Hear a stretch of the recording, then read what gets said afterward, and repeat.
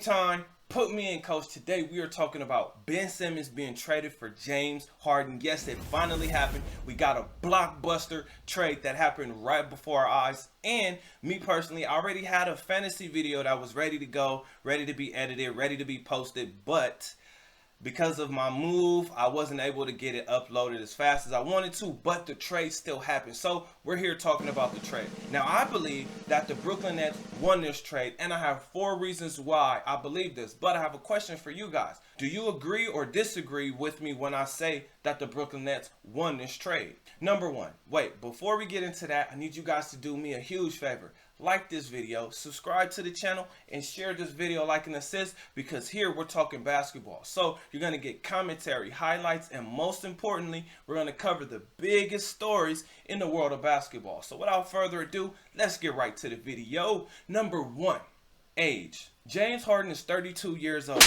and Ben Simmons is 25 years old. So Ben Simmons is in the prime of his career, the prime of his athleticism, whereas James Harden is close to the end of his career and he's actually on the decline. Now, because of science and modern medicine, it's a slower decline, but that injury is what I like to call the old man's injury, whereas me, when I got my first hamstring injury, I'm 36 years old, and I realized that I made the transition from player to coach. It's just a sign of father time tapping you on the shoulder, letting you know, hey, your time is almost up. They threw in a 37-year-old Paul Millsap. Now, what do the Sixers plan to do with Paul Millsap? I don't know. Cut him, waive him, or actually use him? I think he could be beneficial, especially because they gave up Andre Drummond. So they're going to need somebody to kind of help Embiid.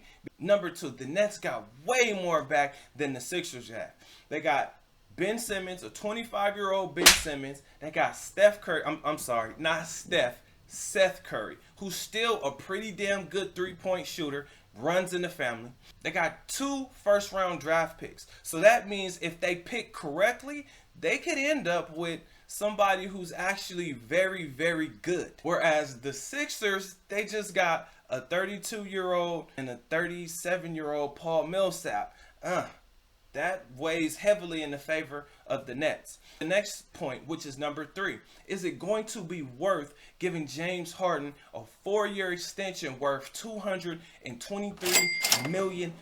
My question for the Sixers would be, okay, you have to give James Harden that extension. Who else are you going to put with Joel Embiid and James Harden? James Harden is out of shape and he's injury prone and has been injury prone, it looks like, for the past 2 or 3 years. So did you really want to take that on? Well, you did. So now you got to figure that out. Plus, you know, Joel Embiid is an injury prone player, but he is having a monstrous MVP type of season. So if you can get MVP Harden to go with this now MVP Joel Embiid, and yes, I'm saying he's MVP because Steph Curry started the year off great, but then teetered off, and then Kevin Durant, same thing, started off hot, but then the injuries and Joel Embiid, to his credit, has pretty much played every single game this season so far, and he has been a monster. What type of James Harden will the Sixers actually be getting? Because if they can get MVP Harden, it's going to be a problem for every team in the NBA, including my Lakers. Now, my Lakers are pretty much out of it, and what I'm hoping actually happens is that these 2 guys mesh on their teams, because they are the perfect complement to what the other teams need. So each team needed the guy that they actually have. The Sixers needed a guy who could score offensively and who was capable of running the show. James Harden is one of the best in the business, being at the top of the assists, coming in with about 10 assists per game.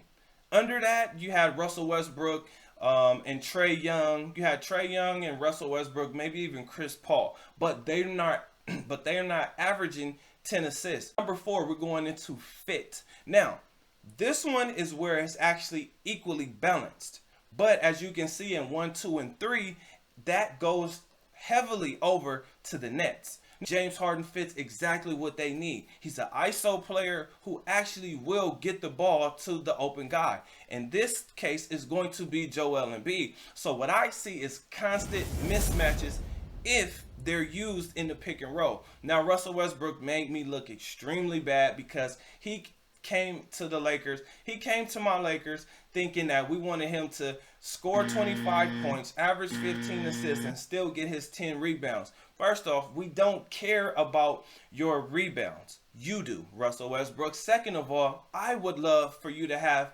15 assists and 10 to 15 points.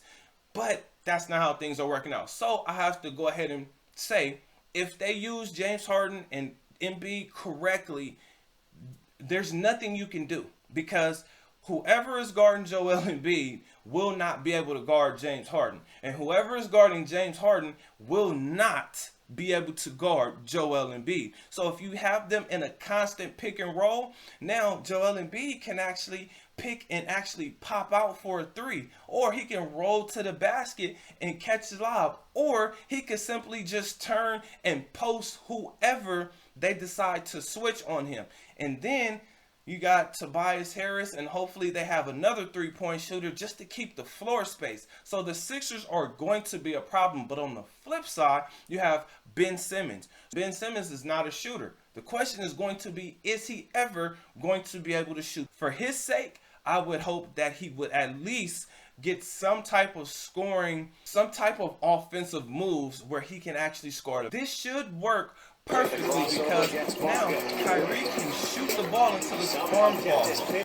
But Kevin Durant probably won't like that. But Ben Simmons is not going to be the guy that's going to complain about it unless he has adopted a new mentality.